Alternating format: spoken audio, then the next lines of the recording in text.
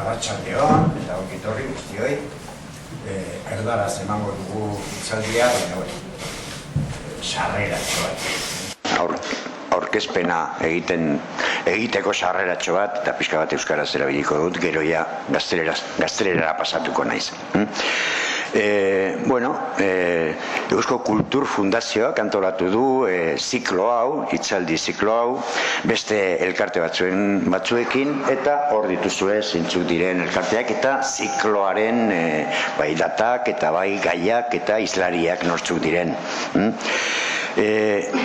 Ziklo hau antolatu dugu beste ekimen baten inguruan, ematen aste hauetan egiten ari garen edo aurrera eramaten ari garen beste ekimen baten inguruan, eta bada ikastaro bat Euskal Herriaren historiaz 16 eta 20. Mendeen artean.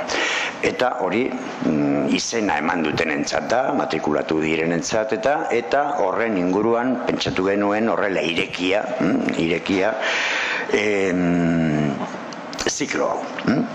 Y para empezar el ciclo, pues hoy tenemos la primera sesión aquí con Lartaun de Eguíbar, el historiador, por supuesto.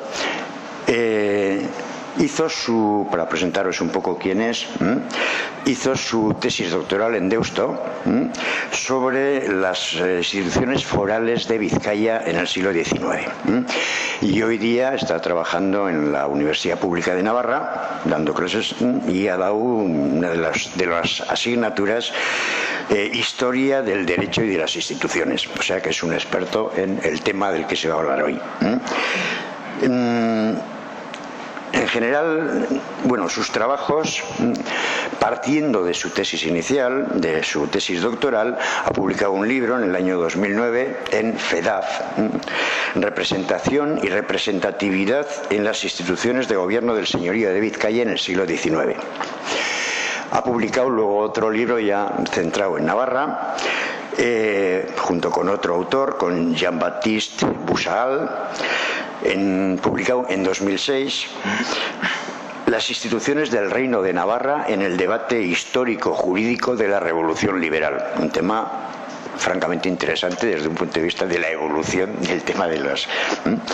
Y aparte, pues está publicando artículos, publica de vez en cuando artículos especializados en revistas también especializadas, como Jura Vasconi, otra revista, Historia Constitucional, revista electrónica de Historia Constitucional, o también el Boletín de la Real Academia de la Historia. Y hoy día está trabajando, parece que bastante avanzado y lo tiene el tema, está trabajando sobre el Fuero General de Navarra, expresamente sobre la introducción, que es un poco la que da más visión sobre el prólogo del Fuero General de Navarra, del Fuero antiguo. Un trabajo que esperemos que pueda ver la luz pues cuanto antes.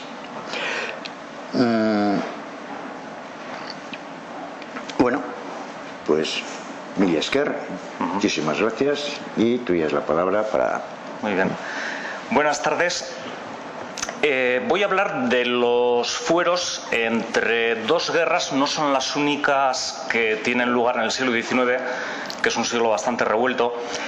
Y para empezar, quiero aclarar un par de conceptos que van a estar todo el rato en el discurso. Bueno, cuando decimos fueros, cuando se dice fueros, ¿a qué nos estamos refiriendo?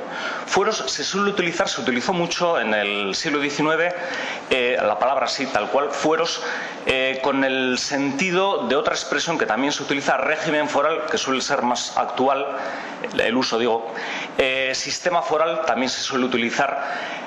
¿A qué hace referencia esa expresión? Bueno, cuando decimos fueros no se refiere solo a leyes, normas, que lo son, es un tipo de normas. También incluye la expresión algo muy importante que se suele olvidar, y son los órganos, el conjunto de órganos, la estructura institucional que generan esas normas. Forma un complejo jurídico institucional entero, completo. Característico, siendo sintéticos, característico del sistema foral es su carácter consuetudinario. Habría que remontarse a tiempos medievales, bueno, pues para ver en qué consiste eso, cómo se va gestando, pero lo relevante del carácter consuetudinario del derecho foral, del sistema foral, sobre todo si nos acercamos ya al siglo XIX, una época avanzada, lo característico, lo relevante del ser consuetudinario es la forma en que se generan esas normas. Básicamente, cuando se habla de costumbre, es algo que parte de la colectividad. En un sistema foral desarrollado, siglo XIX, las normas las generan los órganos que gesta o que proceden de la colectividad.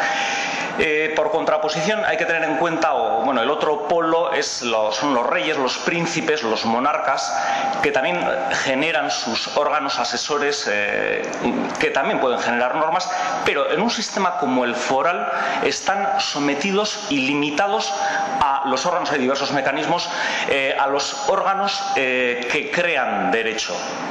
Eso es fueros y eso es sistema foral o régimen foral. ¿Dónde hay fueros en el siglo XIX o cuando se habla de sistema foral, de régimen foral, se asocia inmediatamente a 4 territorios que son Navarra, Vizcaya, Guipúzcoa y Álava, 4 territorios o países que en ese momento, en el siglo XIX, están de manera diversa, por diversas vías, habían aterrizado en la monarquía española. Cuando digo monarquía española, ¿a qué me estoy refiriendo? Verán que no he dicho ni Estado español ni España. El nombre oficializado de un complejo de países es ese, monarquía española. Sucede en el tiempo al anterior, otro término que se utilizó también oficializado, oficial incluso se puede decir, era el de monarquía católica. Monarquía española empezó a llamarse después de la Guerra de Sucesión Española, siglo XVIII, en el que el complejo al que digo que hasta entonces se le llamaba monarquía católica perdió o dejaron de estar en ese complejo varios países del centro de Europa. Y hasta entonces la monarquía católica había tenido pues un aspecto bastante diversificado desde el punto de vista estructural, institucional. Hay una diversidad de países con diversos sistemas jurídicos de organización que lo que tienen en común es tener el mismo monarca, el mismo rey. Bien, por eso, al perder esa universalidad, catholicos en griego es universal, se empezó a denominar oficialmente monarquía española. Bueno, pues en el siglo XIX, en la monarquía española, los 4 territorios que se caracterizan por un sistema, no foral en sí, sino por un sistema en el que el rey, el príncipe, el monarca tiene unos poderes limitados, son esos que tienen un sistema que se llama foral. ¿Qué es lo que hay en el resto de la monarquía? Un sistema absolutista. ¿Y qué es un sistema absolutista? La palabra absolutista o absolutismo suele inmediatamente asociarse con absoluto, no va por ahí. En términos jurídicos, sistema absolutista es un sistema en el que el príncipe, el monarca, con independencia del título que lleve, rey, archiduque o lo que sea, el rey, el príncipe, el monarca es fuente de derecho y por tanto termina por ser la única fuente de derecho. Y además es una fuente que está por encima de lo demás. Por eso es absoluto, está por encima de las leyes, absuelto del cumplimiento de las leyes. Por eso en el siglo XIX, o para el siglo XIX mejor dicho, se va a ir produciendo un progresivo enrarecimiento de las relaciones entre esos 4 territorios, Navarra, Vizcaya, Guipúzcoa y Álava, con un sistema de funcionamiento de unas características bastante diferentes, y la monarquía y los ministros de la monarquía. Antes de la guerra, ¿cómo se organiza, siglo XIX, cómo se organiza muy sintéticamente la monarquía? ¿Cómo funciona? La monarquía es fundamentalmente absolutista, quiero decir, los gobiernos de la monarquía, los criterios rectores, el sistema de organización de la monarquía es absolutista. Cuando digo monarquía no me refiero a la institución en abstracto, sino a ese complejo de países. La monarquía es fundamentalmente absolutista. Fernando VII era absolutamente absolutista, valga la redundancia, y los ministros que gobiernan no es solo él. Todos los ministros que lo rodean son participan de esa ideología, de esas ideas. De todas maneras, hay pequeños paréntesis de una forma de funcionar nueva que se ha ido abriendo paso en Europa desde la Revolución Francesa, y es el sistema de constituciones liberales, liberalismo. Cuando decimos liberalismo, también hay que apuntar que la palabra no tiene el sentido general de flexibilidad, aperturismo. Liberalismo en el sentido político es gobernar con una constitución. Gobernar con una constitución significa fijar primero unos principios de funcionamiento a los cuales los gobiernos deben de someterse. Los gobiernos han de estar. Esa es la idea, o una de las ideas básicas de los gobiernos constitucionales, que el gobierno, el monarca y sus ministros, también deben de estar sometidos a unas reglas de funcionamiento y no pueden hacer lo que les dé la gana, que es lo que hacen en el absolutismo. Tampoco quiere eso decir que funcionen de una manera aberrante o que se hagan cosas, no sé cómo decir, salidas de contexto, ¿no? Lo que pasa que siempre actúa como principio de medida la idea de que si se cuenta con el consentimiento de los gobernados y con la opinión de los gobernados, probablemente es más fácil que las cosas funcionen mejor. No necesariamente, pero es decir, con esto quiero decir que un sistema absolutista no tiene por qué funcionar contra los gobernados, pero es más fácil que adopte posiciones de fuerza, por así decir. Bien, los partidarios del liberalismo, de un funcionamiento constitucional en la monarquía, tienen en el siglo XIX dos momentos muy breves. Uno es a la salida de las tropas napoleónicas, intentan implantar un sistema constitucional, estamos en el año 1813, para el año siguiente, cuando llega Fernando VII, dice que no está en absoluto dispuesto a gobernar de otra manera que no sea la tradicional absolutista. Otro pequeño momento lo tendrán entre 1820 y 1823. Es el llamado trienio liberal, en el que se vuelve a implantarle, le hacen un pronunciamiento, le obligan a adoptar sistema de gobierno constitucional. La cosa termina bastante pronto. ¿Por qué cito esa línea de gobierno absolutista o gobiernos absolutistas con puntos de gobiernos liberales? Porque, curiosamente, las relaciones de la monarquía con los territorios, con los 4 territorios que tienen un sistema diferente, lo que llamamos sistema foral, va a ser igual de avinagrada, desagradable y tensa. Ya veremos en qué consiste o qué es lo que hay por detrás.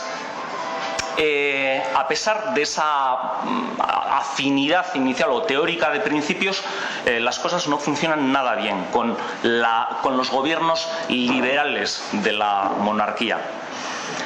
Así las cosas, sobreviene la primera guerra llamada civil o carlista. Lo de carlista luego explicaré. Las denominaciones de las guerras variaron a lo largo del tiempo. La primera guerra, entre 1833 y 1839, después de terminar, se referían a ella como guerra civil. También le llamaron la guerra de los 6 años, la guerra de los 7 años, por el tiempo de duración. Y no es hasta el final del siglo cuando empiezan a llamarse guerras carlistas. A mí el término de guerras carlistas, sin ser incorrecto, me produce cierta prevención, porque se tiende a utilizar en un sentido muy folclórico, y parece que lo de las guerras carlistas pues es como una especie de pasatiempo, ¿no? de cosas así, de salir contra bucos. La cosa fue bastante más seria. ¿Cuáles son las causas de la guerra, del estallido de la guerra en 1833? En el contexto de la monarquía, el argumento dinástico es bastante epidérmico. Lo que esconde por detrás es lo siguiente. decía que hay una línea larga de gobierno absolutista con Fernando VII. Fernando VII era absolutamente difícil de manejar como persona y desde luego bueno, pues no tenía la más mínima duda en en el uso de los métodos absolutistas, y tenía un buen equipo de gobierno, digo bueno en el sentido de bien convencido de lo que era gobernar en términos absolutistas. Al término de la guerra, como digo, los absolutistas, por así decir, se echan en brazos de su hermano Carlos, lo utilizan como figura para continuar o para conseguir que las cosas continuaran como estaban. Por contra, la reina viuda, María Cristina, lo que hace es, precisamente como reacción, echarse en brazos, en el sentido metafórico y en el literal, de los liberales. Y enseguida, relativamente pronto, cuando los sectores absolutistas en la monarquía ven que el liberalismo no es para ellos un peligro, dejarán de apoyar a Carlos. A Carlos le rodeará el hermano del difunto Fernando, le rodeará una pequeña camarilla, bueno, pues de individuos, no sé si decir absolutistas convencidos y, por supuesto, bueno, pues con interés en poder gobernar de esa manera y, bueno, pues ocupar posiciones relevantes. Pero como digo, lo que hace esa camarilla y ese pretendiente es buscar refugio, buscar apoyo en unos territorios de la monarquía en los que las cosas van por otro lado. Esos territorios son Navarra, Vizcaya, Guipúzcoa y Álava. Aquí, ¿qué es lo que ha ocurrido? ¿Por qué estalla la guerra? Bueno, pues el miedo, el peligro, la prevención ante la posibilidad de un sistema de gobierno liberal, constitucional, con la experiencia que había habido en el trienio y incluso más atrás, en 1813-14, se vio como absolutamente nefasta y peligrosa, y por eso se levantan en guerra. Lo que ocurre es que, curiosamente, un sistema o unos sistemas que son lo más opuesto al absolutismo y que, desde luego, habían tenido unas abiertas fricciones con los sistemas absolutistas, curiosamente encuentran un aparente valedor en Carlos y su camarilla, la camarilla de los que lo rodean, los que llamaban los ojalateros. Ojalateros porque, bueno, pues las expresiones populares les atribuían eso, los desideratum de ojalá que ganemos, ojalá que lleguemos, ojalá que tal. El caso es que el panorama ideológico es bastante complejo en el periodo bélico. Aflorar abiertamente el involucramiento de la cuestión del sistema jurídico institucional de los territorios no aparece de una manera explícita hasta bastante tarde y además de una manera soterrada. Lo que pasa es que las cosas no necesariamente presentan, no son siempre como aparecen en primera línea. Y rascando un poco encontramos lo siguiente. Por ser un poco sintético, durante la guerra van apareciendo folletos, bueno, pues que abordan la cuestión, folletos, bueno, pues que hacen propuestas, pues más o menos eco. Voy a poner unos ejemplos para que un poco ilustrativos de qué es lo que sucede o cómo se van barajando los conceptos. Por ejemplo, en 1834, es decir, comienzos de la guerra todavía se puede decir, sale un folleto que se le atribuyó a un alavés, el título Observaciones sobre la necesidad de examinar el régimen administrativo de las provincias vascongadas, tal. Curiosamente desvincula los fueros de la guerra. Dice, bueno, esta guerra no tiene nada que ver con los fueros. Y explica su concepto de fueros de una manera muy peculiar, porque no habla de un ordenamiento jurídico institucional, como he dicho antes, bueno, sería largo de explicar en qué consiste, no nos daría para un curso. Lo explica como administración provincial. Dice, bueno, estos territorios están en la monarquía española, esto es una administración provincial perfectamente compatible con el ordenamiento general de la monarquía. Eso va apuntando la dirección que algunos sectores van a tomar en la marcha de las cosas.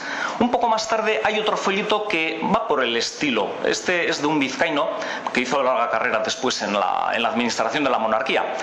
Y viene a decir que, bueno, pues en Vizcaya, pues hay unos, él habla solo de Vizcaya, pero es extrapolable a los demás, que sí, los fueros, pues hay unos fueros buenos, interesantes, hay otros, bueno, que ya están obsoletos, que se puede prescindir de ellos. Curiosamente, los que le parecen buenos son los que tienen que ver con competencias administrativas, exclusivamente administrativas.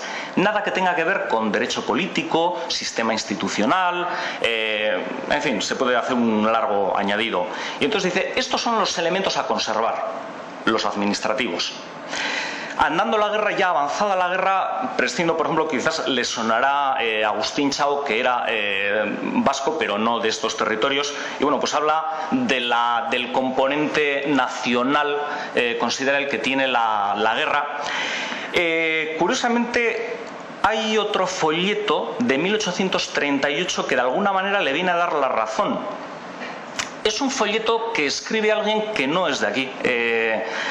Les cito el título, dice: Ojeada sobre la guerra civil, sus causas, progresos, consecuencias y terminación. Es una propuesta de cómo hacemos para terminar esto.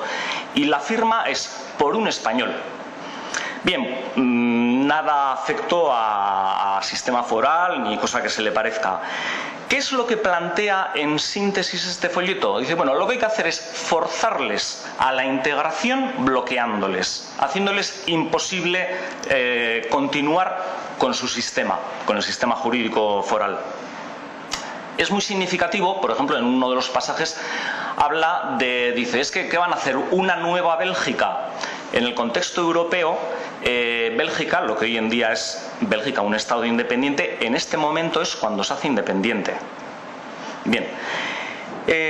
Poco después, decía, por ahí van los tiros, la diversidad de opiniones, planteamientos sobre la cuestión.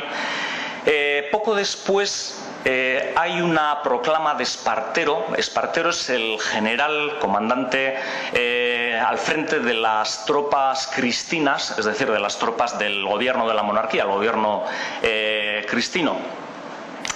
Una proclama en la que, bueno, pues viene a decir que no debe de tener miedo la gente, se entiende, de estos 4 territorios, a la pérdida de los fueros, es decir, a la eliminación, adulteración del sistema jurídico institucional, porque, bueno, pues no va a suceder eso. Pueden abandonar al pretendiente o pueden dejar de secundar al pretendiente y no tienen que tener ningún temor por la evolución de la cuestión en el aspecto jurídico institucional. Reacción: Carlos, el pretendiente, en un último momento saca una proclama bastante peculiar porque, bueno, viene a plantear la creación de un estado en el que él sería el rey y además haciendo unas sentidas promesas de gobierno conforme al sistema foral, algo que resultaba absolutamente nada creíble viniendo de él, que era firmemente absolutista, como ya había tenido tiempo de demostrar en la época de su hermano. El caso es que, para entender el resultado final, un pequeño inciso. Hemos hablado de inicio de la guerra, 1833. Se van planteando diversas opiniones en la cuestión de por dónde van los tiros, qué es lo que se está cociendo aquí detrás. Al mismo tiempo, he hablado antes de gobierno de la monarquía, gobierno cristino. Un detalle: en 1837 se pone en vigor la Constitución Política de la Monarquía Española, es el título oficial, Constitución Política de la Monarquía Española, 1837. Le sonará la PEPA, la Constitución de Cádiz, de 1812, un poco remozada. Se pone en vigor y se empieza a poner en marcha. Importante tener en cuenta, por lo que a nosotros nos interesa, 2 detalles. Por ejemplo, se ponen en marcha las Cortes Españolas. Hasta entonces eso no existía, un órgano legislativo o deliberante. Las Cortes Españolas empiezan a existir ahora. Y se empieza a poner, entre otras cosas, en marcha las administraciones provinciales. Se crean las provincias. Y en lo sucesivo, estos 4 territorios, la monarquía los va a tratar como provincias. Entonces, primera cosa que hace, nombrar una diputación provincial en cada uno de los territorios. Eso no existía hasta entonces. Más o menos éxito tienen, pero bueno, sobre todo menos que más, es un nombramiento digital. ahí quedan aparcadas. ¿Cómo va a ser el final de la guerra? 1839. Antes he dicho diversidad de opiniones. Bueno, es un sistema administrativo equivalente a sistema descentralizado. Otros no. Es un sistema que está vinculado a una, a una entidad política nacional.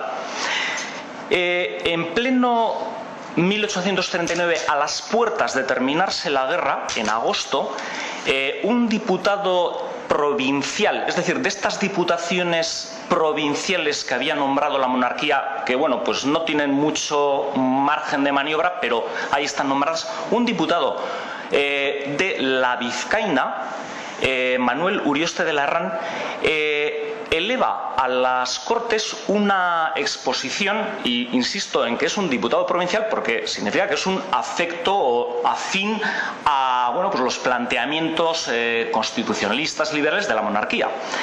Viene a plantear la necesidad, dice, de un arreglo en el que se conserven los fueros. Para terminar con la guerra, dice, hay que conservar los fueros, entiéndase, todo el sistema institucional, porque si no la guerra, dice, va a adquirir un carácter de nacionalidad, dice, que no tiene, yo más bien diría que me gustaría que no tuviese, pero él lo apunta claramente. Si no, esto tiene un carácter de nacionalidad, una cuestión que va más allá de cuestiones técnicas jurídicas.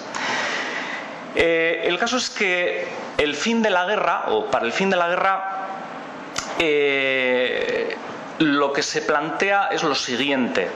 Hay una intervención importante a todo lo largo de la guerra de enviados, delegados de otros países, singularmente relevante la incidencia de los ingleses.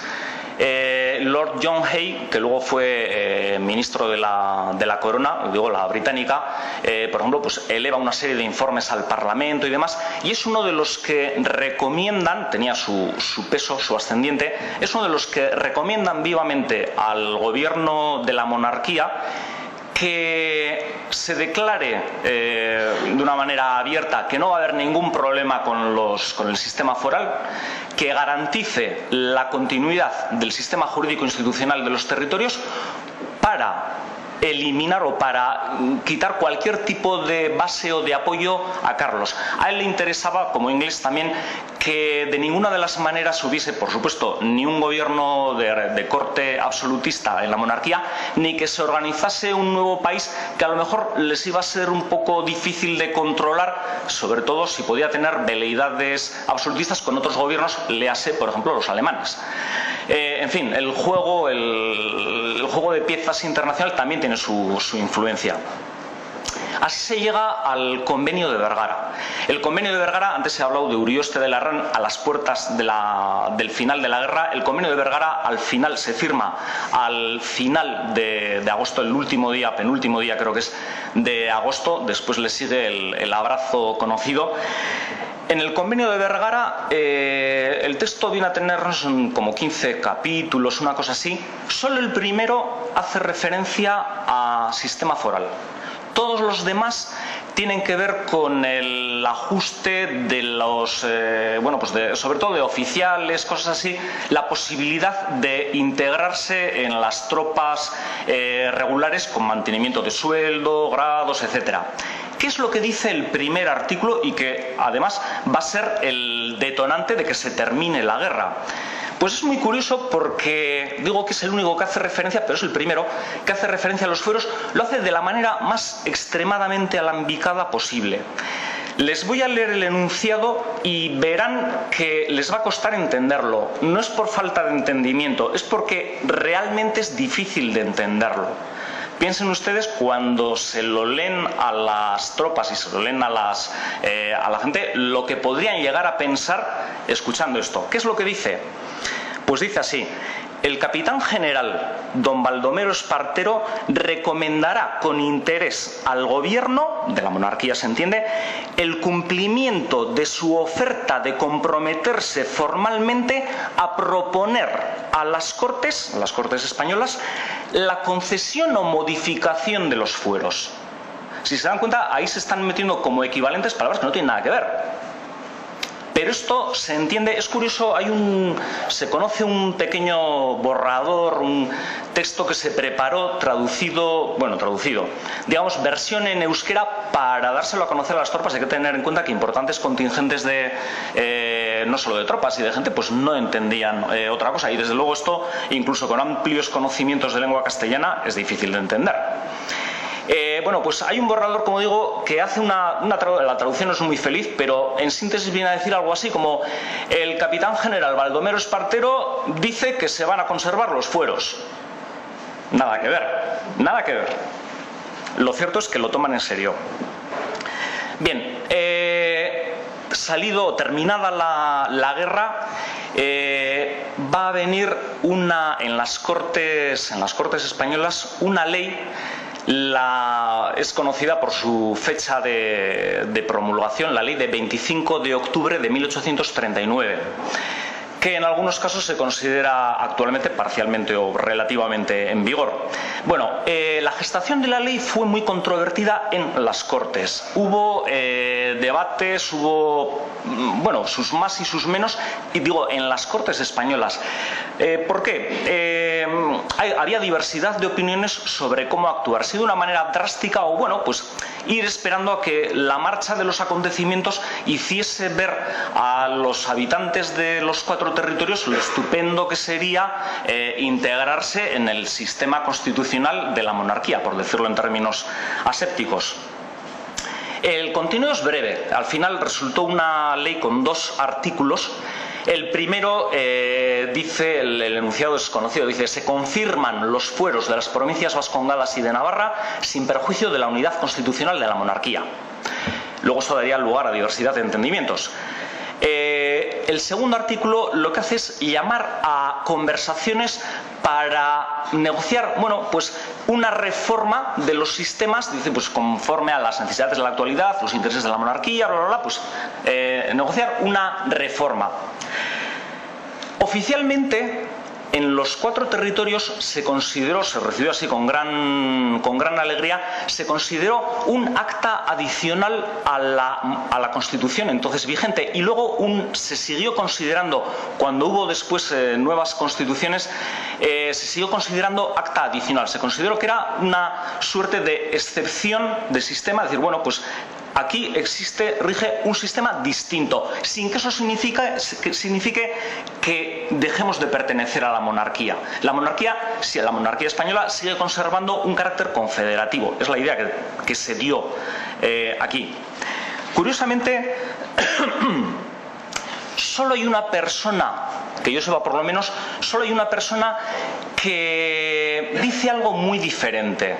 Y esa persona es alguien que había sido síndico del Reino de Navarra, es decir, el síndico del Reino dentro del sistema del organigrama de instituciones, órganos, es una persona encargada del control de la legalidad de las normas, en fin, una persona desde luego buena conocedora del sistema jurídico institucional de Navarra. Él sacó un folleto que fue inmediatamente secuestrado. El título es Fueros fundamentales del Reino de Navarra. Se publicó en Valencia porque le desterraron allí, y tiene unas referencias muy interesantes. Yo creo que lo mejor es dejar que hable él. Les voy a leer solamente dos pasajes.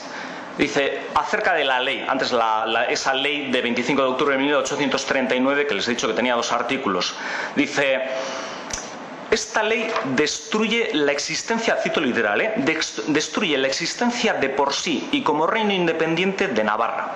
Destruye aquella monarquía, se entiende Navarra como reino, y sus 3 estados, se refiere a las Cortes de Navarra, el órgano legislativo, y la convierte en mera provincia de otra. Esto no es confirmar los fueros, es destruirlos en uno de sus puntos cardinales. Muy útil podría ser a España la unidad constitucional de Navarra y que este reino fuera una mera provincia, aunque privilegiada, pero la utilidad no es lo mismo que la justicia. Y después, por ir a otro pasaje un poco significativo, hablando de las mejoras, reformas, todo eso que el artículo 2 llamaba a hacer, dice: el Reino de Navarra tiene derecho incuestionable a lo que es suyo, a su Constitución, y nadie puede, obrando con justicia, quitárselo, disminuirlo o modificarlo, ni aun con el sobrescrito de mejoras. No le hicieron ningún caso. ¿Qué es lo que ocurre en estos territorios? Quienes se erigen en portavoces tienen otra opinión. Una opinión que ya se había ido abriendo paso, ya he aludido un poco en el transcurso de la guerra. No es que sean mayoritarios, pero son los que en ese momento, como digo, de alguna manera se erigen en voces cantantes o tienen algún tipo de margen de expresión. Precisamente en el mismo año 1839, en una intervención de un diputado a Cortes Españolas por Guipúzcoa, él era de origen riojano, Claudio Antón de Luzuriaga, viene a explicar en un discurso hablando de eso, de bueno, qué es lo que hay que hacer, renovar, modificar, quitar, poner, mucho, poco o qué. Viene a decir, bueno, que hay unos fueros que están obsoletos, son antiguos, no tienen ningún interés, y hay otros que son buenos, son los que la expresión que se utiliza es los buenos fueros, son buenos, son interesantes, son útiles. Y bueno, pues lo que hay que mantener es esto, los buenos fueros. Lo otro, lo obsoleto, no hace falta, no interesa. Entonces la modificación tiene que ir en ese sentido. Curiosamente, cuando él y las personas, sectores afines a él, están pensando en qué es lo que hay que conservar y qué es lo que se puede dejar tranquilamente, curiosamente lo de a conservar es control administrativo, económico-administrativo del territorio, de cada uno de los territorios, y prescindir completamente de toda la parte política, jurídica, sistema institucional, todo eso obsoleto. Se entra así en la fase de arreglo de los fueros, se ha salido de la guerra, fase de arreglo de los fueros. Sigue el sistema y ahora ¿qué va a pasar? El artículo 2 de la ley, como decía, llama a conversaciones.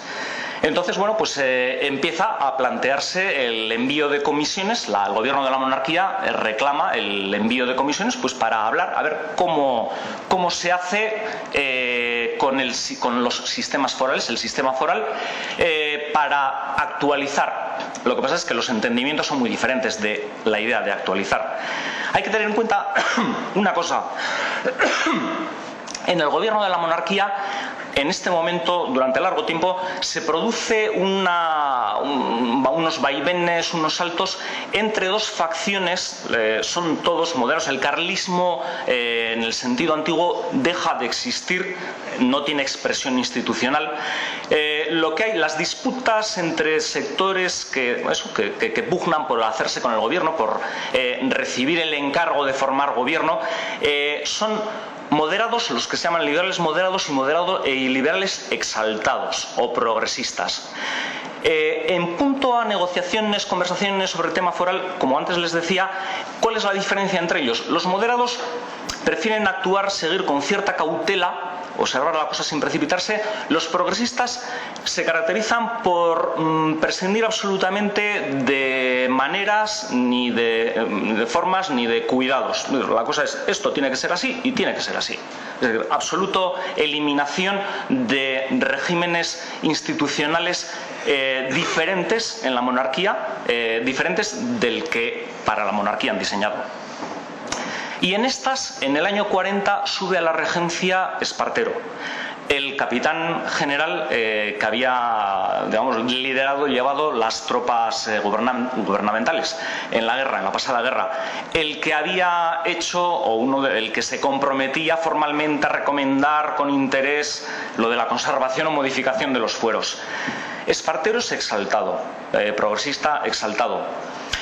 Y en el primer año de su regencia va a ir poniendo muy de manifiesto por dónde van las cosas. El 5 de enero de 1841, de resultas de cierto conflicto, por así decir, institucional con Guipúzcoa, emite una real orden aboliendo el pase foral. Inciso, ¿qué es esto del pase foral? Me importa señalarlo porque muchas veces se suele leer mal utilizado por periodistas y peor utilizado a veces por políticos la expresión pase foral como si fuese, o educando, bueno, pues el sistema foral antiguo tenía una cosa que se llamaba pase foral, como que es de, si viene una ley, una orden, una disposición, algo que no me gusta, paso de ello. No es eso, no tiene nada que ver con eso. El pase foral es un mecanismo, tiene sus matices diferenciales en cada uno de los territorios, pero viene a existir en los 4 sistemas. El pase foral es un mecanismo de control de legalidad. Fundamentalmente es el más operativo, sobre todo para normas. Su importancia está en el control de las normas, no son las únicas, son todas las normas que provienen del monarca, del rey. ¿Por qué? Porque en la medida en que pueda ser cualquier tipo de norma, pueda ser lesiva, contraria al ordenamiento jurídico y a sus principios, se echa para atrás, no se puede aplicar, no recibe el pase. Si se ajusta a los principios de funcionamiento del sistema foral, sí que recibe el pase y se aplica.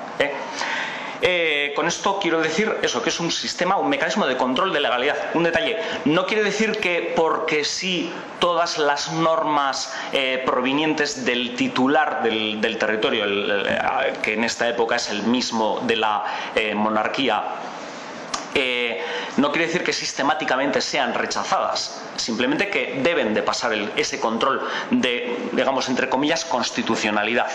Bueno, pues precisamente cuando la Diputación, no la provincial, la Diputación de Guipúzcoa pretende filtrar una disposición que acababa de venir de la monarquía, inmediatamente, esto inadmisible, Real Orden, aboliendo. No le competía, pero lo hizo. Entre marzo y abril de ese mismo año toca celebrar Juntas Generales en Vizcaya. Las Juntas Generales son el órgano legislativo al estilo exactamente, bueno, con muchas diferencias, pero de las Cortes de Navarra, que en esta época no tienen reunión. Las Juntas Generales de Vizcaya, como las otras, se reúnen sin necesidad de que las convoque el rey. El monarca, el titular del territorio, se reúnen por derecho propio y en 1841 se reúnen, les toca reunirse, se reúnen. ¿Qué ocurre? Que ahí se empieza a hablar de la cuestión de cómo encajamos en la monarquía y qué va a pasar con el sistema foral. Bien, pues en esas mismas fechas y en previsión de qué es lo que se hable ahí, y hubo un conflicto importante, además muy movido en la prensa, Espartero sitúa unos contingentes de ejército entre 30.000 y 40.000 hombres dispuestos a invadir Vizcaya si de las Juntas Generales sale algo que no le guste. Esa es digamos, el caldo de cultivo en el que llama a conversaciones a representantes de los 4 territorios. Efectivamente van, ¿y qué es lo que ocurre? Que según se va viendo en las primeras conversaciones, y visto el talante del regente, la cuestión se plantea de manera bastante problemática. Automáticamente los representantes de Navarra se avienen a lo que plantea la monarquía y de ahí sale la ley de fueros, el título oficial es Ley de Fueros de Navarra, de 16 de agosto de 1841. Es la que unas cuantas décadas más tarde se empezó, pero hasta unas cuantas décadas más tarde no, se empezó a llamar ley paccionada. Hablaré de eso un poco más adelante. Nota importante, ¿cuál es el órgano, lo único visible institucionalmente hablando en Navarra en este momento? La Diputación Provincial que se había nombrado desde Madrid en 1837. ¿Por qué? Porque los órganos que en Navarra actúan en nombre del rey, por ejemplo el Consejo Real, pero es Consejo Real de Navarra, se había extinguido. Manera simple de hacerlo morir, no nombrar integrantes, y los consejeros reales los nombra el rey. Bueno, pues manera de cargárselo, no nombrar. Las Cortes, como órgano representativo del reino, no se celebran si no los convoca el rey. Es un elemento antiguo. En otros países, por ejemplo, ese mecanismo, digamos, llega un momento en que se salva y se automatiza. Hoy en día los parlamentos, los órganos legislativos se constituyen por sí mismos. Después pasan unos plazos de elecciones, etcétera. No tiene que convocarlos nadie. Manera de hacerlo inoperante, no convocar. La Diputación del Reino que se nombra en unas cortes no existe. El único órgano visible es esa Diputación Provincial que había nombrado en 1837 el gobierno de la monarquía. Y de esa Diputación Provincial es de donde salen los que van a Madrid y, bueno, de alguna manera se avienen a dar por buena esa ley de fueros de Navarra de 1841. Se podría hablar largo y tendido de la ley, porque además tiene bastantes artículos.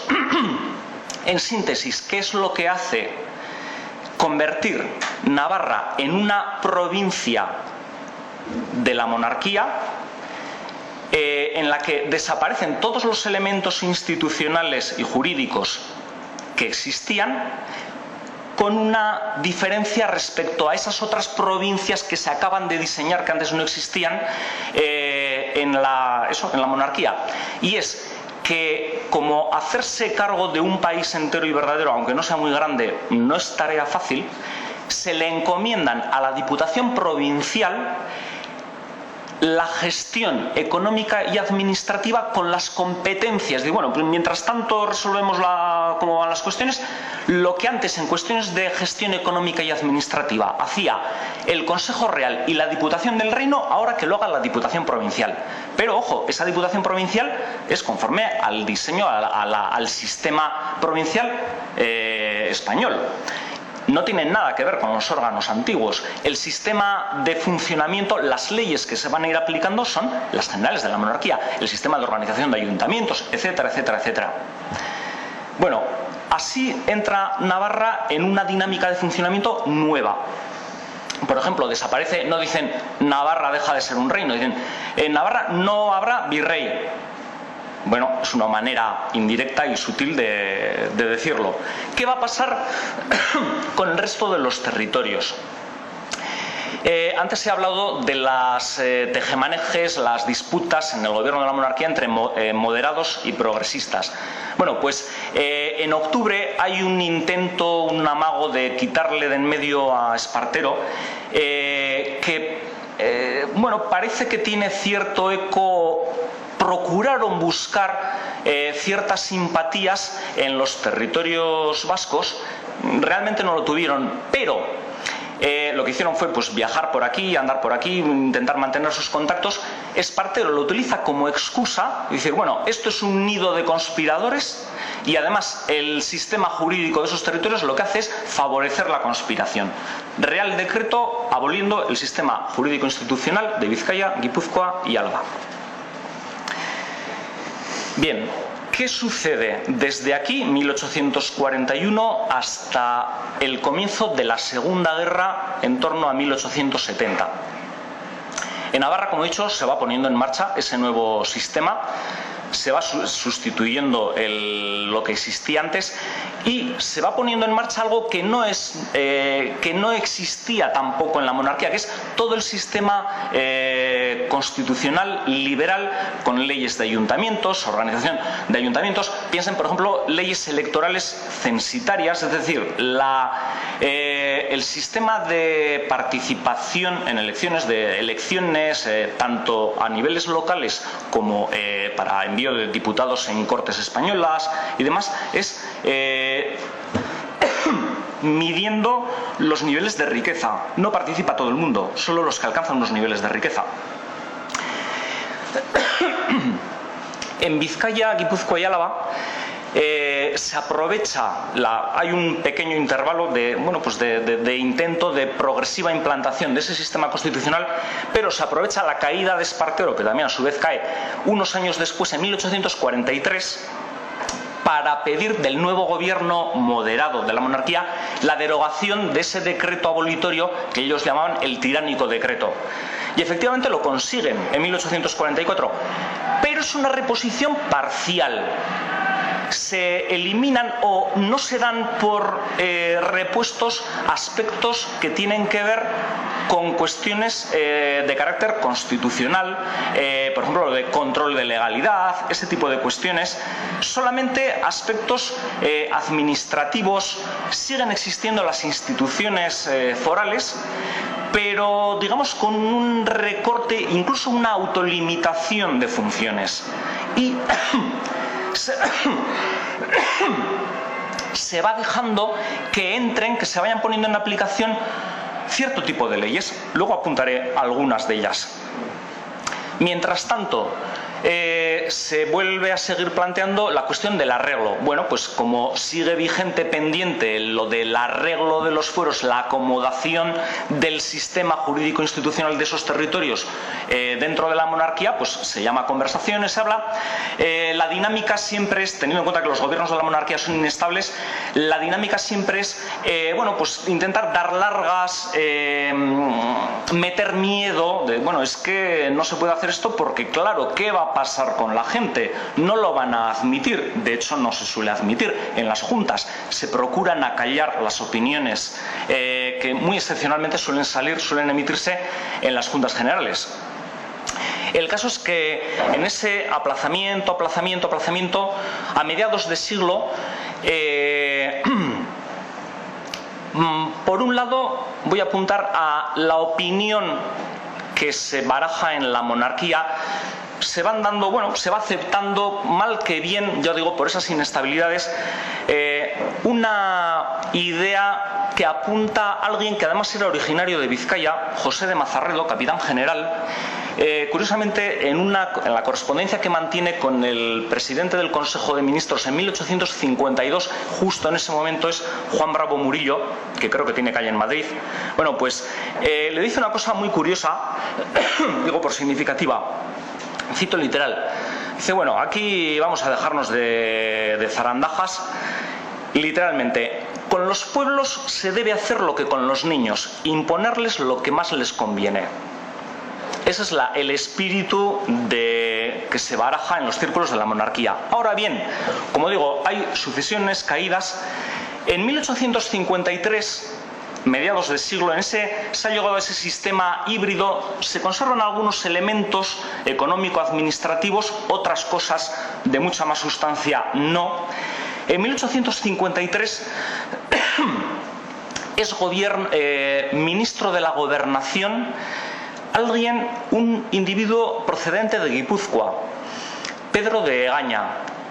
Y en una de estas que se produce pues un atraganto en esas cuestiones de negociaciones, consiguen él es moderado, liberal moderado, consiguen un decreto que se va a considerar, o que ciertos sectores van a considerar el nirvana del sistema.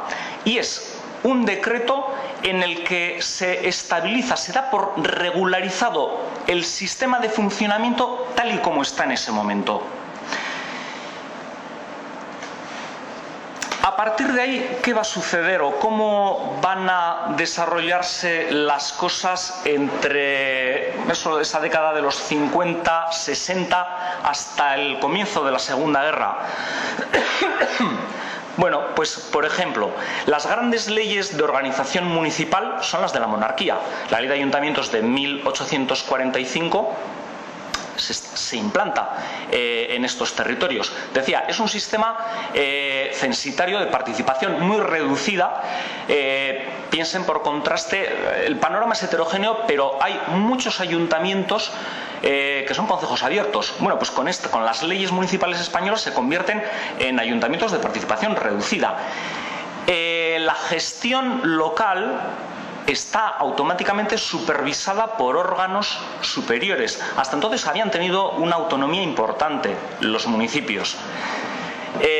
Leyes de índole económica, como por ejemplo las leyes de bancos, mediados de siglo. En 1856 se crea el Banco de Bilbao, que tiene bastante peso y maneja bastante, digo antes, no solo ahora, y maneja bastante dinero. Tenía incluso hasta emisión propia de moneda. De la misma época es la Ley de Ferrocarriles. En 1856 se construye se constituye y se construye el ferrocarril de Bilbao a Tudela. Bueno, pues son leyes, cosas que van favoreciendo a determinados sectores que se encuentran muy cómodos en esa situación y que van produciendo importantes cambios sociales. En los años 60 las diferencias socioeconómicas se van acentuando. No es un fenómeno exclusivo de aquí. En toda Europa está sucediendo. Les recuerdo, en 1867 se publica El Capital de Marx y Engels. Por esas fechas, en 1870, el Concilio Vaticano I declara el dogma de la infalibilidad papal. Bueno, la línea de la Iglesia Católica en este sentido es ultra rigorista y bueno, pues tendrá su papel después en determinados sectores. A finales de esa década, por ejemplo, en Vizcaya hay un gobierno que se plantea o acceden al gobierno unos sectores que hasta entonces no habían llegado al gobierno, que se plantean una restauración radical del sistema foral. ¿Qué hacen, por ejemplo? Bueno, pues declarar otra vez en vigor el sistema municipal anterior.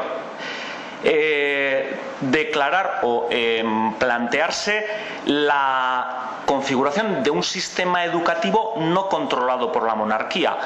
De esta época son las leyes de educación, que hasta entonces no existían, de la monarquía.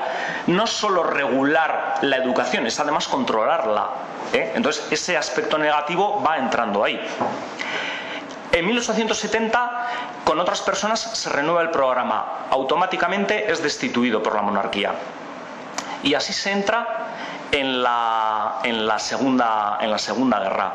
El caldo de cultivo, quiero decir, es bastante de una posición socioeconómicamente extremada y además con unas vinculaciones de a quién favorece el sistema que se ha creado de hecho y a quién perjudica muy evidente. Así es como se llega a la guerra. Por cierto, se me olvidaba, también de esa época, al hilo de ese intento de restauración del sistema foral en su integridad, que se estrella, en 1866 la Diputación Provincial de Navarra, en la Diputación Provincial de Navarra hay un sector que, bueno, pues tiene también o llega a la Diputación Provincial, paradójicamente, un sector con una conciencia de lo que está sucediendo, de cuáles son las transformaciones que se están produciendo de una manera un poco soterrada, bastante clara.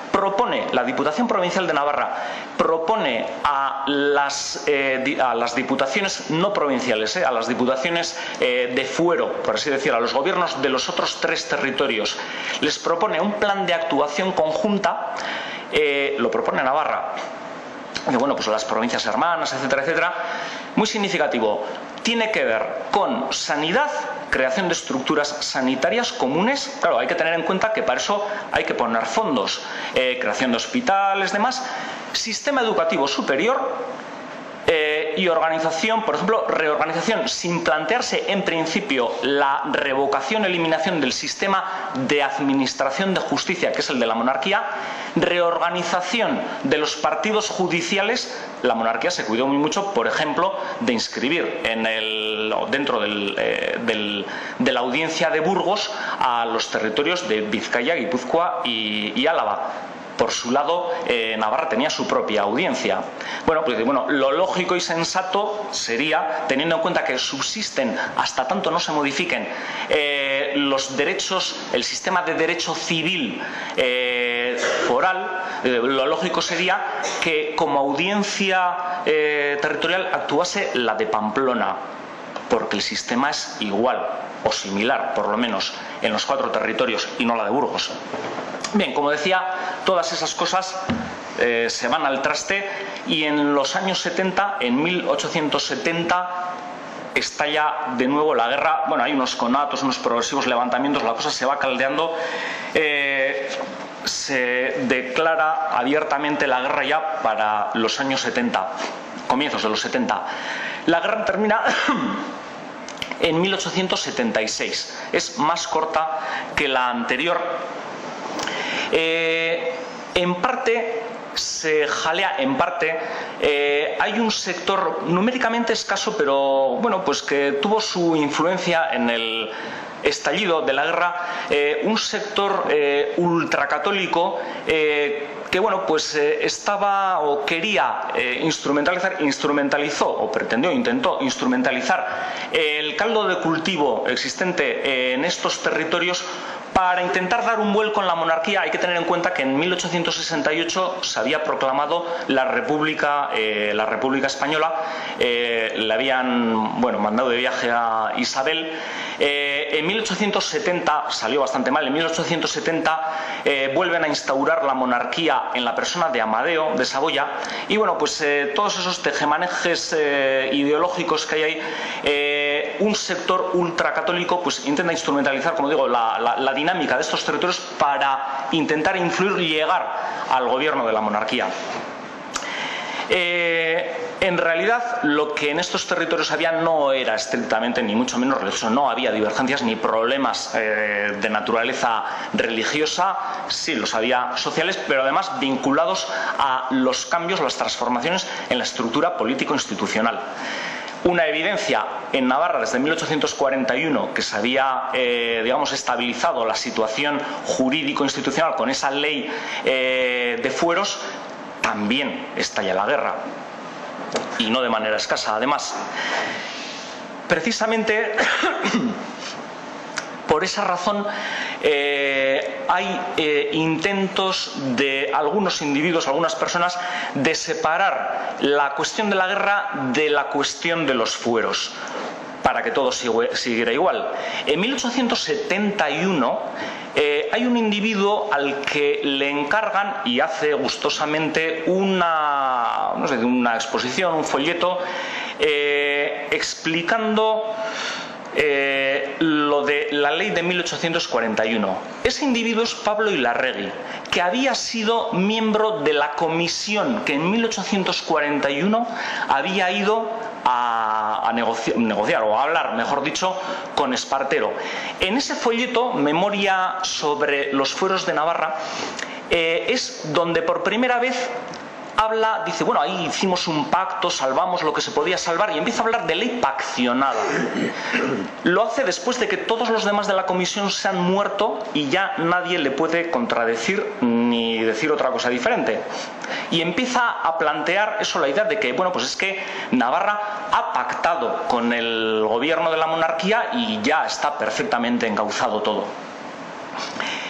En 1875, ya unos años después, hay un vizcaíno, Sagarminaga, que también escribe bastante en esta época, intenta separa la cuestión de los fueros, el sistema foral, de la guerra. Dice, no, es que aquí el levantamiento es cosa de unos pocos que, bueno, pues tienen unas preocupaciones religiosas así. Él no es que fuese menos religioso que los otros, pero defiende eso.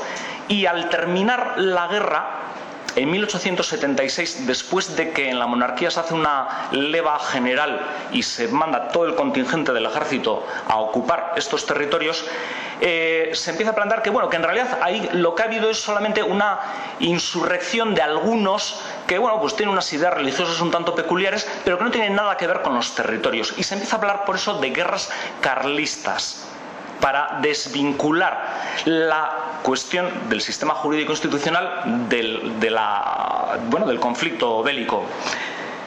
Pero digamos que las cosas no iban a salir de manera inocente.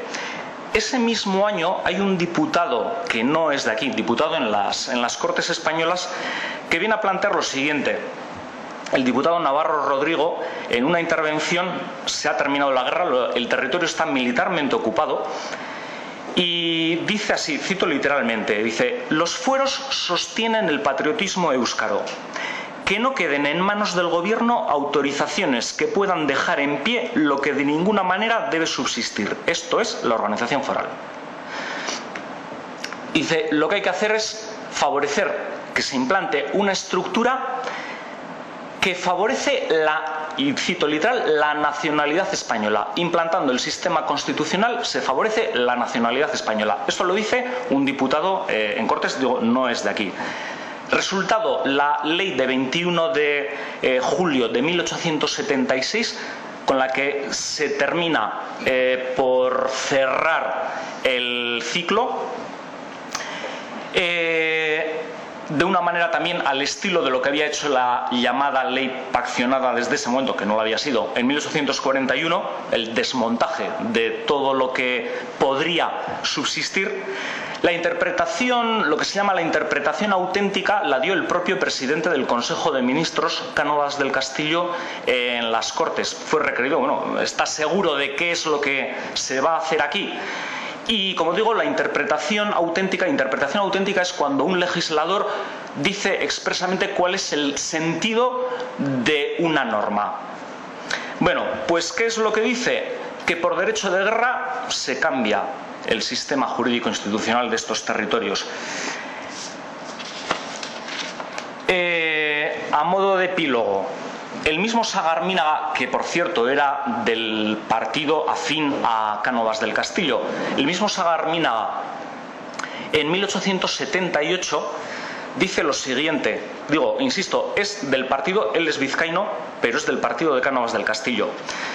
Dice, las provincias vascongadas, y con la expresión se refiere a Vizcaya, Guipúzcoa, Álava y Navarra también, dice, van quedando reducidas a la condición de los pueblos conquistados, que adolecen del mal crónico e incurable de desafección con respecto al gobierno conquistador, según testimonio tácito, aunque expresivo, que de ello da con su conducta nuestro mismo gobierno. Lo que ocurre es que, como decía, sustituir completamente un sistema jurídico institucional no se puede hacer de la noche a la mañana. Hay que implantar todo un sistema de administración y demás. Y en eso, Cánovas ofrece flexibilidad si se le presta colaboración.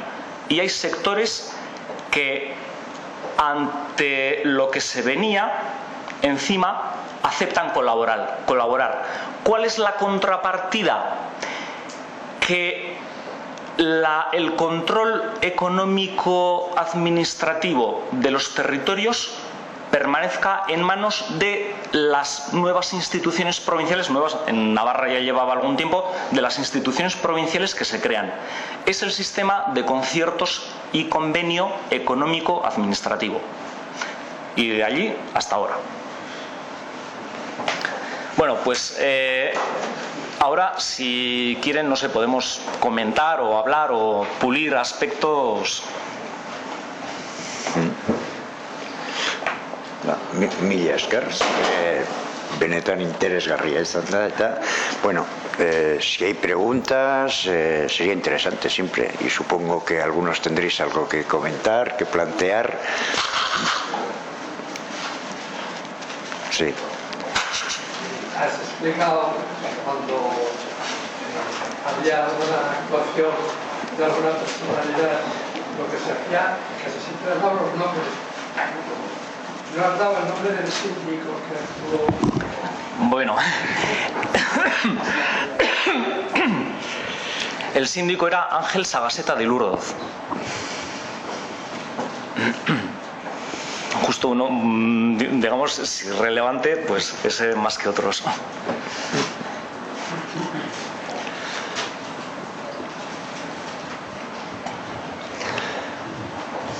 A mí me llama toda la atención cuando...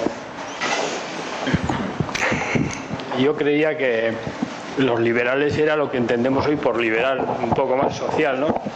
Pues resulta que el liberal fue absolutista. Y lo que entendía yo, que los carlistas eran liberales. Yo siempre he entendido eso, por lo menos ahora, trasladado a lo que me ha tocado a mí vivir. Ya, a ver, el concepto de carlista, digo, persona X carlista, es muy complejo, no es algo uniforme, quiero decir, y además va variando con el tiempo. no es lo mismo, no se entiende lo mismo en una época que en otra, ni mucho menos, y es muy complejo de definir, y muy heterogéneo. No tiene nada que ver, por ejemplo, decía antes, hablaba de la camarilla que rodea al pretendiente en la Primera Guerra Civil, no tienen nada que ver sus planteamientos, sus pretensiones con otros individuos de estos territorios que se adscriben al carlismo, pero bueno, pues están en las, en las antípodas. Por ejemplo, estoy pensando el Marqués de Valdespina. El Marqués de Valdespina ha pasado así a la historia así como una cosa prototipo de carlismo y tal. Sus actuaciones, Valdespina era vizcaíno, ocupó el gobierno de Vizcaya, fue diputado general en Vizcaya en varias ocasiones antes de la guerra. Después su adscripción al pretendiente le mandó al exilio. Ocupó el gobierno, y en su gestión, ¿cómo se concreta la ideología, o cómo se puede concretar, más allá de lo que uno exponga, que no es del caso, no es una persona que escribiese, que hiciese exposiciones doctrinales, cómo se puede concretar su pensamiento, su manera de pensar las cosas en cómo actúa? Y en su manera de actuar como diputado, desde luego, no se puede decir que sea ni absolutista ni autoritario. No lo fue. Los liberales, eso, importante, liberalismo no es en el sentido filosófico de apertura, tal, no. Liberalismo político es otra cosa, muy diferente. El rey, como fuente de derecho, sí, ese no cometía pecados, por lo visto, ¿no? Legalmente, estamos igual que ahora.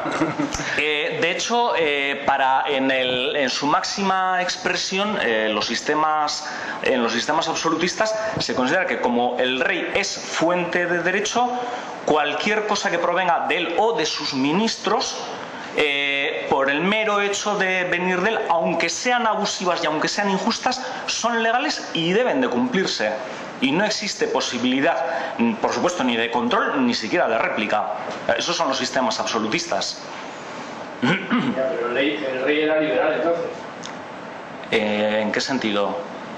Que no pertenecía al grupo de los carlistas, ¿no? A ver, ¿de qué rey hablamos? ¿De qué reyes hablamos? Del que proponía Cristina, entonces.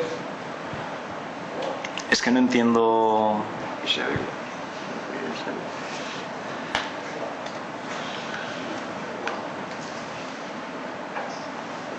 Los reyes que vinieron después de Cristina, sí, Isabel. Se supone que todos eran liberales. ¿Liberales? En el sentido, bueno, liberales. No, liberal significa simplemente, liberal significa que gobiernan conforme a una constitución. Ahora, eso no quiere decir que sea una constitución democrática. Ojo, es muy diferente, ¿eh? Sí, era un feudalismo en realidad. Bueno, eso ya, la caracterización del sistema es más complejo, pero constitución significa unos principios de funcionamiento, bueno, pues a los que se someten, pero es un sistema tremendamente clasista, un sistema, bueno, pues que desde luego de democrático nada, en fin.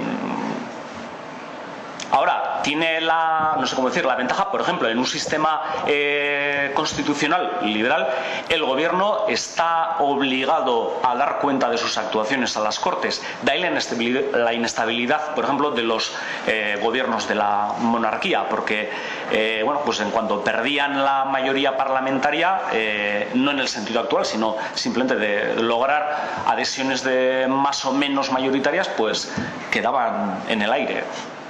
Claro, tiene que ver con cosas tan básicas como aprobaciones de presupuestos, gastos, cosas por el estilo. Perdón. En todo este proceso, ¿en qué fase se puede decir? En todo este proceso, ¿en qué fase se puede decir que puede ser una organización confederal? A ver, confederativa, no confederal, confederativo, se suele decir que la monarquía católica es confederativa. ¿Por qué? ¿Cuándo se forma la monarquía católica? ¿Qué es la monarquía católica? Y luego su heredera directa es la monarquía española. A todos les suena Carlos V el emperador, eso que la historiografía española bautizó de finales del XIX Carlos I de España y V de Alemania, que nunca utilizó esa denominación, nunca fue primero de España, eso no existía como tal. utiliza en cada país su número. Bueno, pues con Carlos V, en la persona de Carlos V, por cuestiones de herencia, otras, en fin, unas cosas más discutidas y discutibles, como el caso de Navarra, confluyen en su persona un complejo de territorios amplio, cada uno con su sistema de organización, que lo que tienen en común es ser él el titular. Como la sucesión de los reyes va por vía hereditaria y generalmente, salvo raras excepciones, se produce de la misma manera, pues bueno, pues ahí están vinculados los países. En sí, esa manera de producirse una vinculación no tiene que tomar de manera predeterminada un sentido u otro. Es decir, hay países, sobre todo en tiempos medievales, que, bueno, pues en los que se produce una confluencia y una homogeneización, la formación de una única entidad. Otros no. Es decir, se puede producir de diferentes maneras. Lo cierto es que en la persona de Carlos V, un montón de países. Carlos V es emperador. El título imperial es el de más alto rango se consideraba el de más alto rango de dignidad en el mundo europeo.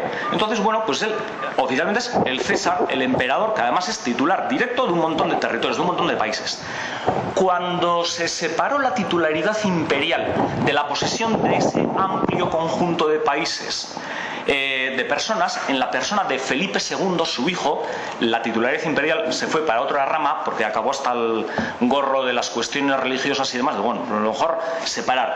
Con Felipe II se encuentran con que, como no tiene un título, digamos, de sentido universal, es, bueno, todo este complejo del que Felipe es titular, ¿cómo lo denominamos?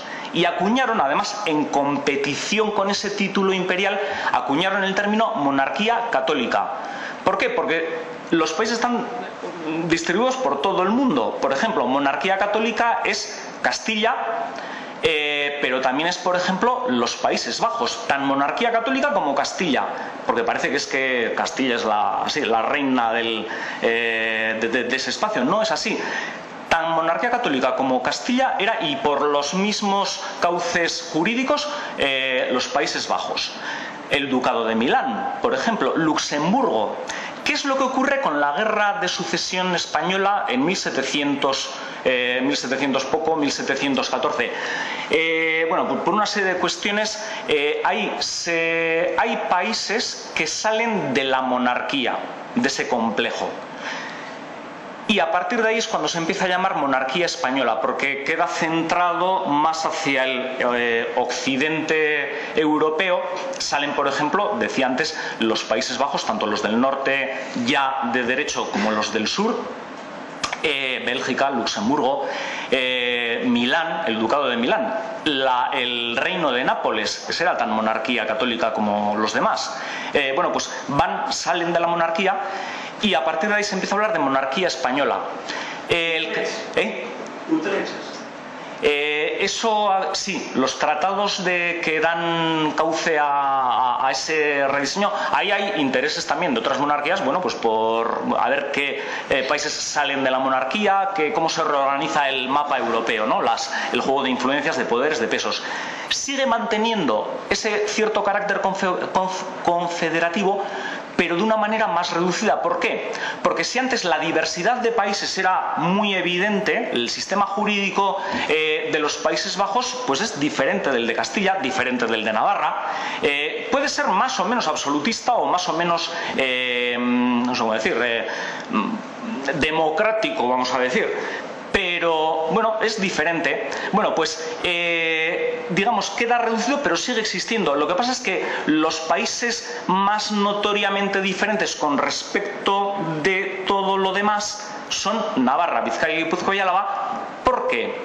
Con los de la corona de Aragón, Cataluña, Valencia, islas de Mallorcas que llamaban, las Islas Baleares, lo que ocurre es que como entra militarmente Felipe V, por aplicación del derecho de guerra, suprime el sistema jurídico institucional de esos territorios y dice, bueno, quiero que se aplique aquí el derecho de Castilla tan loable y plausible en todo el universo. ¿Por qué le interesaba tanto el derecho de Castilla y que en lo sucesivo se gobiernen por todos mis territorios por unas mismas leyes? Claro, aquí no tuvo excusa, aunque lo intentó, no tuvo excusa jurídica. El derecho de guerra es un argumento jurídico bastante controvertido porque tiene su vuelta, que es el derecho de rebelión, pero es un argumento jurídico que se utilizaba para producir un cambio, podía producirse o podía no, para producir un cambio, y Felipe V con los países de la Corona de Aragón lo utilizó. Lo que aplica no es en realidad derecho de Castilla, otra cosa, pero ¿por qué le gusta tanto a él y a los ministros que lo rodean? Porque él grandes luces no es que tuviera. Porque el sistema de Castilla es absolutista. El rey es fuente de todo derecho. Por tanto, puede prescindir de cualquier tipo de órgano legislativo y demás que, bueno, pues, con el que tenga que contar. Ahora, como digo, persiste ese carácter confederativo. ¿En qué consiste? En tener el mismo titular y un sistema jurídico institucional diferente. Buenas tardes. Yo quería preguntarte qué posibilidades habría hoy día de recurrir, me refiero en instancias europeas, un poco toda esta abolición de fueros que además fueron, pues como bien dices tú, entre otras cosas, pues planteándote la dipaccionada con un ejército de 30.000 personas esperando a ver lo que dices para entrar o no entrar.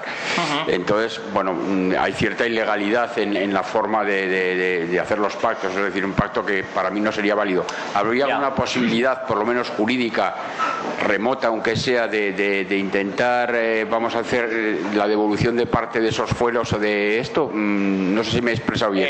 Sí. Vale, pues nada más, gracias. Parece que de la bondad intrínseca de algo se debe de deducir que eso tenga que ser así. O, no sé, solemos tender a pensar que debería de ser así. Y la realidad es que no es así. Entonces, no sé, eso de reclamar justos derechos... A ver, esto es una opinión que no es de historiador, pero lo veo difícil, por no decir imposible. Lo que vale es la fuerza de las realidades. Es decir, si uno quiere algo, lo que tiene que hacer es prepararse para conseguirlo. Y si está preparado para conseguirlo en el momento en que pueda, por más que otros se opongan, lo logrará. Estoy pensando, por ejemplo, en Islandia. Islandia después de la Segunda Guerra Mundial. Islandia era una provincia danesa. Hoy en día nadie le extraña, pero claro, en su momento los daneses se llevaron las manos a la cabeza. ¿Cómo esto? ¿Qué es Dinamarca? ¿Y qué ocurrió? Que el hecho es que la guerra hizo que tuviesen que adoptar. En la guerra Dinamarca fue ocupada, Islandia no. Entonces eso hizo que tuviera que poner en práctica un sistema de funcionamiento por sí misma. Además se lo trabajaron bien porque, bueno, pues digamos, ayudaron a los aliados, sirvió como base de movimiento entre los Estados Unidos, entre América y Europa, y digamos que se granjeó la simpatía internacional. Al término de la guerra, ¿qué sucedió? Que Dinamarca no pudo imponer que eso siguiera siendo una provincia danesa. Eso. Otra cosa es que, bueno, pues el conocimiento de la historia, el conocernos a nosotros mismos, nos sirva para eso, pues para saber dónde estamos o qué queremos o qué podemos querer, que puede ser una cosa u otra, O sea, quiero decir, por ejemplo, parece que se ha de deducir que de lo que he hablado de la, bueno, pues progresivo deformación, deterioro, desaparición del sistema foral, parece que es que quiera decir que haya que recuperar el sistema jurídico institucional. Podría perfectamente constatarse la existencia de un sistema jurídico institucional con unas características X y ser absolutamente partidario de su desaparición. O sea, quiero decir que, bueno, una cosa no lleva a la otra.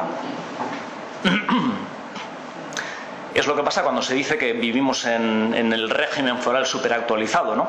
Parece como que es malo decir que no se vive en el sistema foral. Pues bueno, ¿qué pasa? A lo mejor resulta que es muy bueno lo que tenemos. Eso es otra cosa.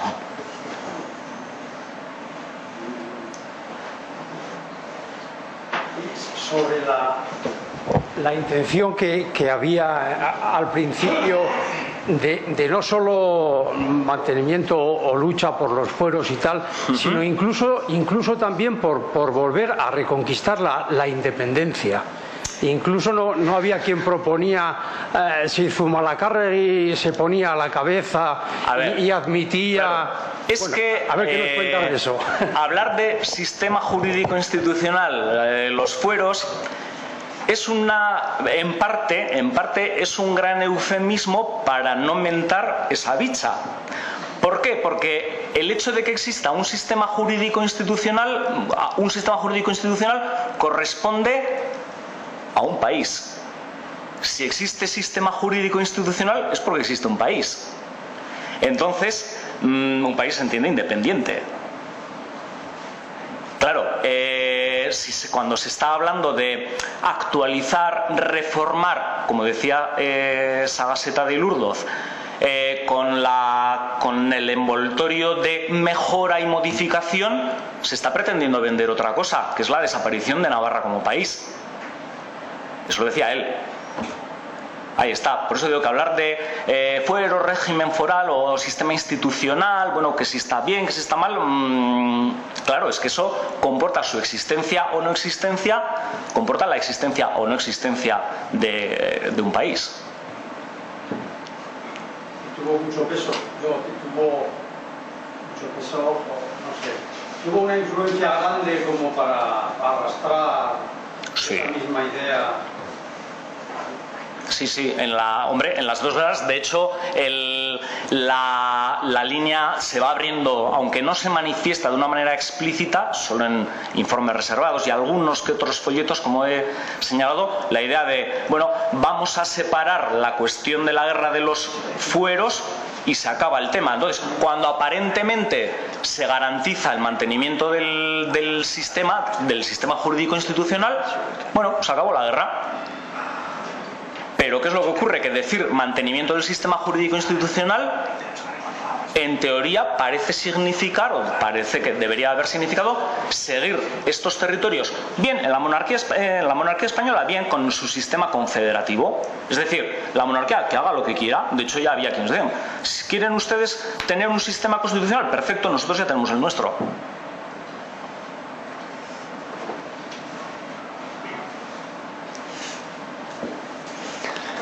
A ver, ¿alguna otra pregunta? ¿Qué era cómo representó para los fueros? ¿Que se recogía el euskera en los fueros? ¿Ir aboliéndolo poco a poco o...? A ver... si me está preguntando por el uso del idioma... A nivel legal, sí. No solamente era administrativo o judicial, sino que en la educación, por ejemplo, se recogía que se tenía que abolir. No, las leyes de educación de la monarquía se plantean, igual que ahora, cuáles son los contenidos de lo que hay que aprender y en qué idioma hay que aprender, y por supuesto es el castellano. Es que ni se plantea otra cosa. Desde el punto de vista institucional, vamos a ver, no me suena a mí que explícitamente se digan cosas o por lo menos hagan planteamientos de sistemas de estudio que estén relacionados con el idioma. De la conservación del idioma sí, y sí que hay propuestas, ideas de que hay que trabajar el idioma. Estoy pensando, me estoy acordando de una propuesta, bueno, pues vamos a crear en los años 60 también, una cátedra de euskera y tal en Vizcaya. Es una propuesta que se hace en juntas generales y pues los que lo proponen o los que lo sugieren mencionan a Pedro Novia de Salcedo, que había sido diputado.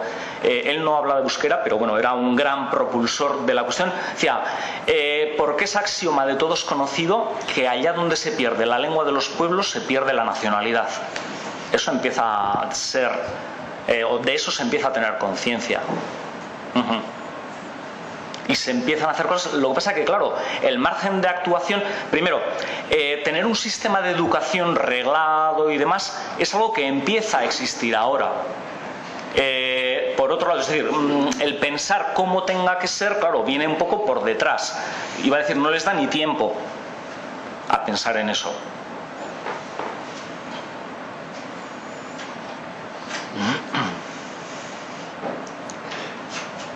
Bien, si no hay más preguntas, no me queda sino agradecer.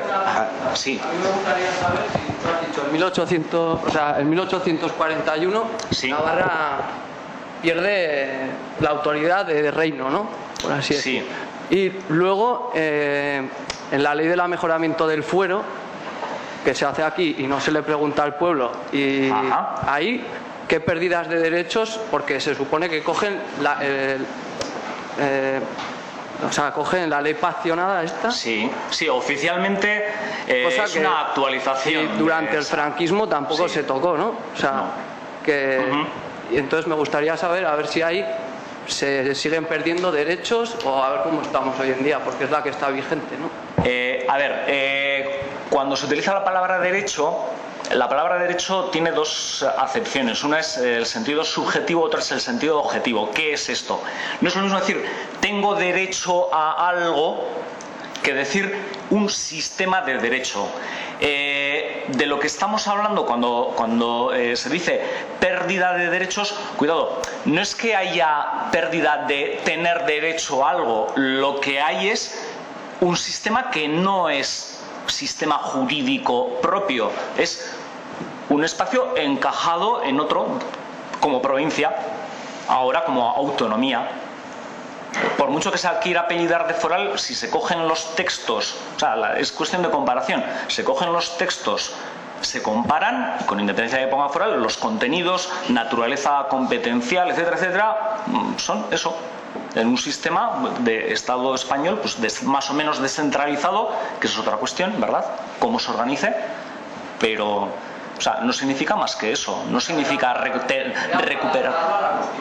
Era para adaptarlo a la Constitución. Sí, claro, pero simplemente es un sistema de descentralización administrativa, como el que se diseñó.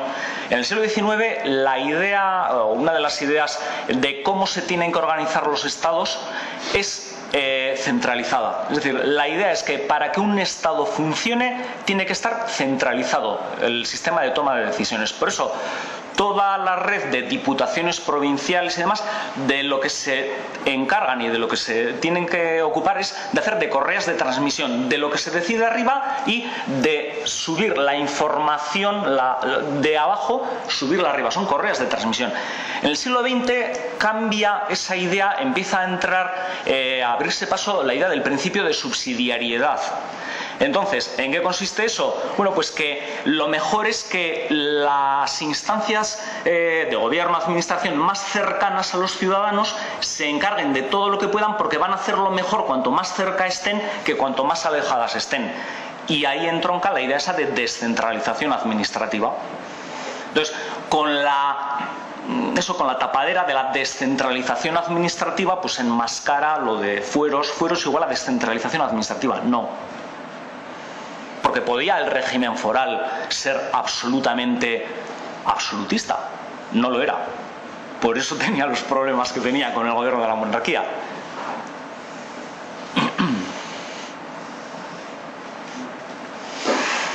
Bien, pues agradecer vivamente la conferencia impartida. Para mí realmente me ha parecido muy bien estructurada y francamente interesante el desarrollo de todos los planteamientos. Agradecer también todas las preguntas, todas las intervenciones y la asistencia del público, que realmente pues es más que satisfactoria. Muchísimas gracias.